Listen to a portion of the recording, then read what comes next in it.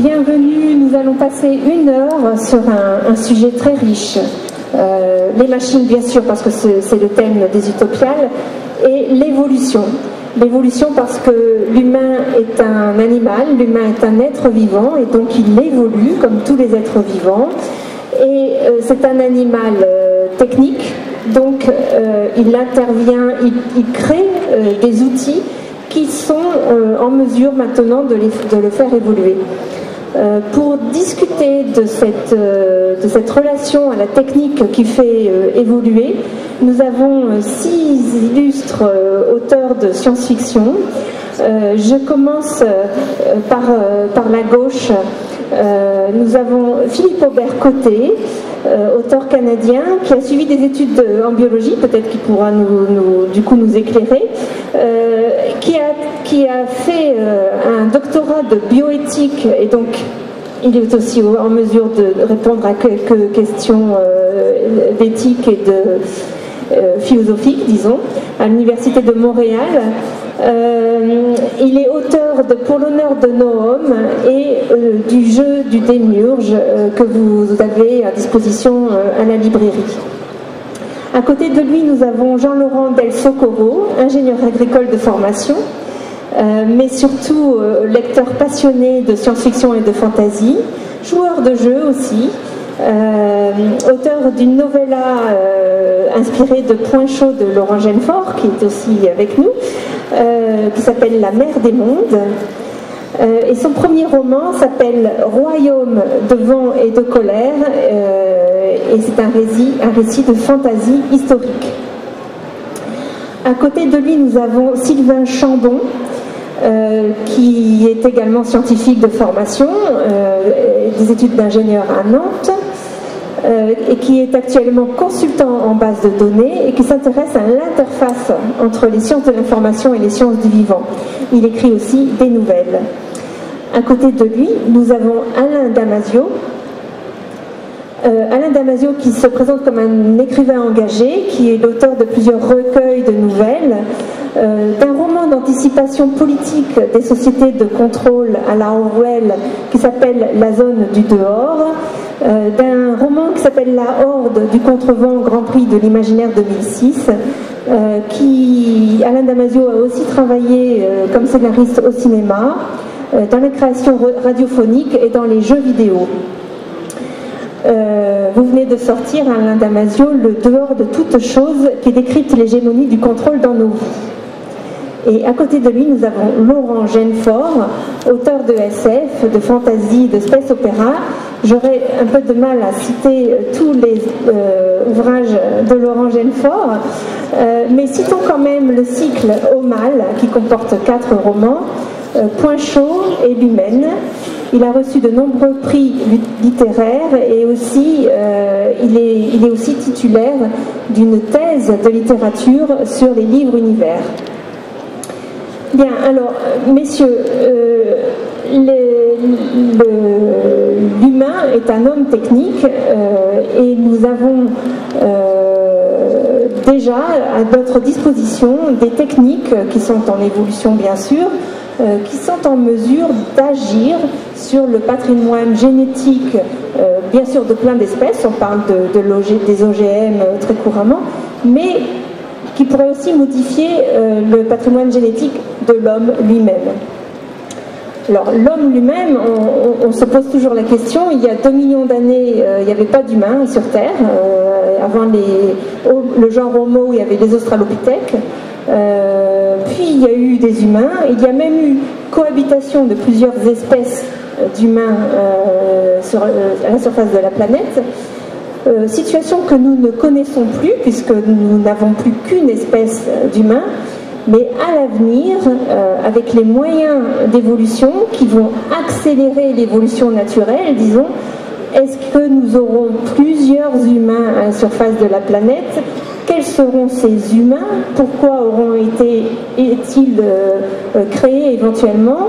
Ou comment auront-ils apparu par hasard ou par accident? Comment allons-nous cohabiter? Toutes ces questions et d'autres, c'est ce que nous allons explorer maintenant. Alors, avant d'explorer les situations possibles dont s'empare la science-fiction, j'aimerais bien quand même qu'on fasse un survol de quelques machines à évoluer. Les machines qui font évoluer le patrimoine génétique existent déjà. Est-ce que, M. Chambon, vous voulez bien intervenir là-dessus? Alors, si on doit parler de machines qui font évoluer le patrimoine génétique, déjà, une bonne chose serait de recadrer un peu ce que c'est que l'évolution. L'évolution, c'est le changement dans le temps d'une espèce et d'un organisme, d'une lignée au sens génétique, au sens patrimoine simplement. Et là-dessus, cette évolution est guidée par un mécanisme de sélection. Il y a une sélection artificielle qui est typiquement quand vous élevez des vaches, vous allez plutôt sélectionner les vaches qui donnent plus de lait ou les vaches qui donnent plus de viande, selon ce que vous voulez faire. Et en dehors de ça, il y a la sélection naturelle. Pour la petite histoire, Darwin a vu la sélection artificielle et du coup a dit mais en fait il y a la même chose qui se passe dans un écosystème normal.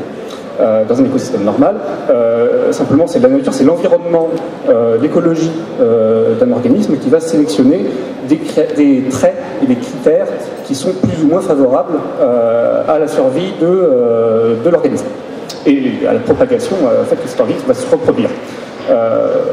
Aujourd'hui, en fait, quand on regarde l'être humain, on peut se demander, de façon tout à fait légitime, mais en fait cette sélection naturelle, elle n'existe plus. Enfin, en tout cas, on peut se poser la question. Pourquoi? Parce que des maladies, des traits qui sont normalement défavorables et qui auparavant étaient désélectionnés, hein, c'est-à-dire que les personnes qui avaient un certain nombre de maladies ne pouvaient pas grandir, ne pouvaient pas prospérer, ne pouvaient certainement pas avoir d'enfants, et du coup il y avait un petit peu une élimination de certains critères. Aujourd'hui, on se trouve qu'il y a quand même un certain nombre de maladies qu'on traite. Celui qui me vient à l'esprit, c'est typiquement les diabétiques. Aujourd'hui, auparavant, les diabétiques vivaient peu. Ils mouraient, ça se déclenchait aux alentours de, allez, entre 10 et 20 ans. Et l'espérance de vie, diabète de type 1, je parle pas du diabète des obèses, l'espérance de vie après le diagnostic initial, c'était en gros 2 ans, quoi. Hein. Donc, si on voulait se reproduire entre 15 et 22 ans, il fallait se dépêcher un petit peu. Aujourd'hui, on a découvert l'insuline, on a découvert comment la produire avec des bactéries artificielles, enfin avec des, je ne sais pas si c'est des bactéries ou c'est des champignons, mais en tout cas avec des organismes qu'on a modifiés génétiquement pour pouvoir produire l'insuline, ce qui est déjà une assez belle réalisation techniquement. On va aujourd'hui, les jeunes diabétiques qui sont diagnostiqués ont des pompes à insuline qui font que non seulement ils ont ce produit miracle qui sont capables de sécréter eux-mêmes, mais en plus ils ont une machine qui porte continuellement sur eux, qui va l'injecter en temps réel, enfin en continu, tout le temps, ce qui fait qu'ils ont une vie à peu près normale. On est en train de construire, il y a des prototypes, il y a des gens qui vivent avec aujourd'hui, c'est malheureusement pas encore couvert par la sécurité sociale, mais ça va venir.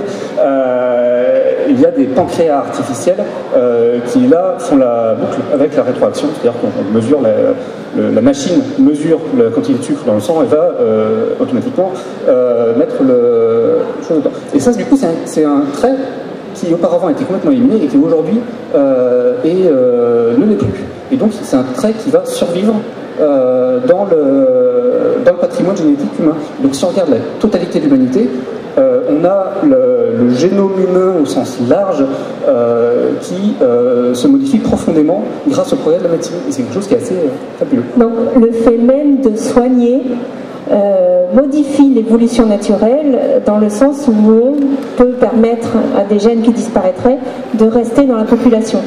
Alors maintenant on est capable d'aller beaucoup plus loin, on fait des organismes génétiquement modifiés, on peut aussi modifier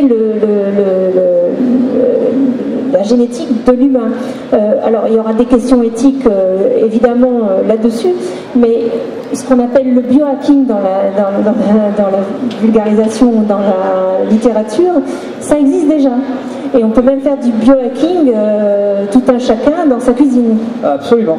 Je parlais du pancréas artificiel. En fait, ce qu'il faut savoir, c'est qu'aujourd'hui, des pancréas artificiels produits par des entreprises, ça existe, c'est compliqué, il faut les homologations, etc. Allez chercher sur Internet open source artificial pancreas, vous trouverez plein de recettes pour fabriquer votre propre pancréas artificiel en hacking dans votre cuisine, au sens hacking informatique du terme. Et c'est quelque chose sociétalement, je ne sais pas ce que ça va donner, mais je suis content, on va dire, d'être dans cette époque pour vivre ça. Alors j'interviens juste pour une question technique. J'avais prévu des images qui tournaient et on reste coincé sur la même image qui montre en fait la dernière technique mise au point pour justement faire de l'editing de l'ADN et modifier la génétique. Est-ce qu'il est possible de faire tourner Voilà, parce qu'il y a d'autres images. Alors, par exemple, là, on a un organisme génétiquement modifié. Pour le rendre fluorescent, on a introduit dans son génome, le génome du lapin, un code ADN capable de reproduire quelque chose, un organisme luminescent qui est soit quelque chose des profondeurs, soit une luciole. Une en l'occurrence. Et là, on n'en est qu'au début, mais ça risque d'aller très vite. Est-ce que déjà, d'un point de vue éthique, Philippe Aubert-Côté, on se pose déjà la question d'autoriser ou pas les manipulations génétiques? Est-ce qu'au Canada, on se pose la question, par exemple? Et est-ce que la littérature, le fait d'être vous cultivé en littérature de science-fiction, ça peut apporter des éléments de réponse ou de réflexion? Pour la situation au Canada, il faudrait que je fasse une revue littérature pour apporter une réponse complète à la question. La génétique n'étant pas du tout mon domaine, ni sur le plan de l'éthique. Cependant, je peux vous dire que les travaux sur les embryons sont rigoureusement encadrés au Canada et on ne peut pas faire grand-chose. Si ma mémoire est bonne, il y a la loi sur la reproduction assistée, je me souviens plus du libellé exact, qui interdit beaucoup de manipulations sur l'embryon. Donc, faire des manipulations sur un embryon et le réimplanter et le laisser se développer jusqu'à la naissance, c'est interdit. On peut faire certaines manipulations, mais jusqu'à un certain délai. Il me semble que c'est dans les 14 jours, on doit le détruire. Il faudrait que je revérifie le texte de la loi, par exemple, ce n'était pas mon domaine, et je ne voudrais pas dire de sottises ici. Sauf que sur le plan éthique, évidemment, il y a des réflexions dans le milieu académique sur les manipulations génétiques appliquées à l'être humain ou même aux animaux. Pour l'être humain, c'est sûr qu'on peut se poser la question de quelle est la finalité de cette manipulation-là et de ses connaissances. Et on peut aussi se poser la question si on ne va pas altérer une quelconque essence propre à l'être humain. Là, évidemment, on met le pied dans... Moi, j'ai l'expression anglaise en tête, là, comme on dit, une boîte de conserve pleine de verre, là, à can of worms. J'aime bien l'image de mettre le pied dedans, là, ça grouille partout et tout. Parce que quand on pose la question de ce qu'est l'essence de l'être humain, on pose la question de c'est quoi un être humain, et là, on se retrouve dans un débat sans fin. Les définitions de l'être humain qui existent sont d'ordre philosophique. Il y a plusieurs philosophies qui s'affrontent. Vous avez des visions religieuses aussi, donc on n'en sort pas. Il y a un débat, il n'y a pas un débat, il y a eu des réflexions éthiques au Canada, on en parle dans le milieu académique, mais il ne se passe pas grand-chose côté de la recherche embryonnaire. Du moins, à l'époque où je faisais mes études, c'était assez tranquille. Alors une autre manière de faire évoluer l'homme assez rapidement, c'est de le mettre en contact avec des machines, et des machines intelligentes, de type ordinateur. Des réflexions de sociologues et d'anthropologues ont abouti à l'hypothèse que cette interaction avec la machine reformate la manière de penser de l'homme et du coup le fait évoluer vers la machine, lui fait faire un pas vers la machine, vers une simplification de sa manière de penser par exemple. Donc ça c'est encore un autre moteur d'évolution. Est-ce que vous voulez intervenir là-dessus? Et même un moteur de régression. Par exemple, oui. Par exemple, sur une autre table ronde, j'évoquais le désir de Facebook de mettre au point des algorithmes de décision pour aider l'utilisateur à décider s'il doit publier ou non un statut. Donc, si vous voulez, l'exemple que je prenais en riant, c'était si vous voulez publier un statut contre votre belle-mère ou votre beau-père et que ce n'est pas très gentil, eh bien, l'algorithme de Facebook va vous demander est-ce que vous voulez vraiment publier ce statut? Et sur le plan éthique, ça soulève des questions parce que l'essence de l'éthique, c'est que chaque être humain se questionne sur ce qu'il doit faire ou ne pas faire. Donc, c'est une réflexion qui est propre à chacun et on ne peut pas la faire reposer sur un autre. Donc, ce genre d'outils éthiques d'intelligence artificielle qui nous aidera à prendre des décisions éthiques est mal vu par certains penseurs parce qu'on se dit on se repose sur les machines, on se décharge de notre responsabilité éthique sur des machines et c'est épouvantable parce qu'une des choses qui caractérise, merci, je suis un ancien bègue, donc des fois ça m'arrive d'accrocher, l'être humain, c'est bien cette capacité éthique à s'interroger sur ses actes. Donc là, dans ce cas-là, on pourrait avoir une régression même. Jean-Laurent Del Socorro, c'est un peu votre domaine aussi, l'interaction entre l'homme et la machine. Alors, mon domaine, c'est peut-être un bien grand mot, mais disons, oui, j'ai écrit des nouvelles qui touchaient sur l'aspect transhumanisme de la chose, la réflexion notamment dans l'homme augmenté, de se dire, donc une nouvelle qui est parue dans Géante Rouge, c'était de se dire, de la même manière que on peut modifier génétiquement des gens, par exemple comme dans L'Une rêve, l'autre pas de Nancy Kress, on crée génétiquement deux races distinctes, une qui ne peut pas dormir et une qui dort, et socialement ça crée des gaps, parce que du coup on a des gens hyper performants qui ne peuvent pas dormir, qui ne dorment pas, donc qui peuvent avoir une activité et une capacité d'apprentissage plus longue. Dans l'homme augmenté, je m'interrogeais, oui, et si cette évolution-là finalement elle n'était pas produite par une modification génétique, mais parce qu'on voit petit à petit arriver, c'est-à-dire des modifications techniques dans le corps humain. Donc cet effet de transhumanisme, alors qui pour l'instant, j'ai l'impression, touche sur peu d'aspects, mais on parle de micro-mémoires qui sont gravées sur du cristal, on parle qui permettent de décharger une partie de la mémoire et des connaissances. Il y a plein de visuels aujourd'hui dans la science-fiction qui évoquent, oui, la capacité d'avoir des compétences ou des techniques qui, via un module électronique, on peut s'en accaparer pour avoir cette connaissance immédiatement. Donc, ce qui est intéressant, c'est autour de ça, c'est de se dire que, contrairement à ce qu'on pourrait croire, c'est pas autant sur la modification génétique. Il y a un aspect, c'est très encadré, c'est pas facile à réaliser chez soi. Autant sur la technologie, on voit des gens qui, comme le biohacking, le font chez eux. Il y a des gens qui se grèvent des bouts de... Ça existe, hein, des clés USB au bout de leurs doigts. Donc il y a un aspect, finalement, où ça vient d'en bas. C'est, on va dire, le hack au premier sens du terme, c'est de la bidouille pour s'augmenter. Et ça, c'est relativement intéressant parce que on sort du contrôle, du contrôle éthique qu'on peut avoir autour, par exemple, de la recherche génétique. Alain Damasio, c'est aussi un thème que vous avez abordé, la dématérialisation de l'humain, sa réduction à la machine, même intelligente, et cette question aussi du transhumanisme, le téléchargement de la pensée. Est-ce qu'on peut réduire la pensée à un fonctionnement de machine et pouvoir récupérer éventuellement cette pensée ou pas? Bon, moi je crois absolument pas à ces mythes-là, honnêtement. Je pense qu'il y a une erreur fondamentale qui est de croire que le silicium est un support matériel possible pour ce type d'interaction physico-chimique extraordinairement complexe et doublée d'une couche spirituelle qu'on n'a jamais réussi à toucher et à comprendre. On ne sait pas comment émerge la conscience, on ne sait pas comment même émerge le vivant, on n'a jamais réussi à créer du vivant à partir de la matière inerte. On arrive, le vivant est un feu qu'on arrive à transmettre d'un être humain à un autre être humain, mais on n'arrive pas à le créer ex nihilo comme ça. Donc de croire que la pensée, qui est quelque chose d'absolument extraordinaire, puisse être transmise dans les machines, moi ça me fait doucement rigoler. Mais on a besoin de ces mythes, voilà, ces mythes sont précieux pour un certain nombre d'objectifs pas très avouables à mon avis, quoi. Et donc ça me fait sourire. Moi je suis écrivain de science-fiction, donc je vis aussi de ces mythes-là, je vis de la mise en récit de ces mythes-là.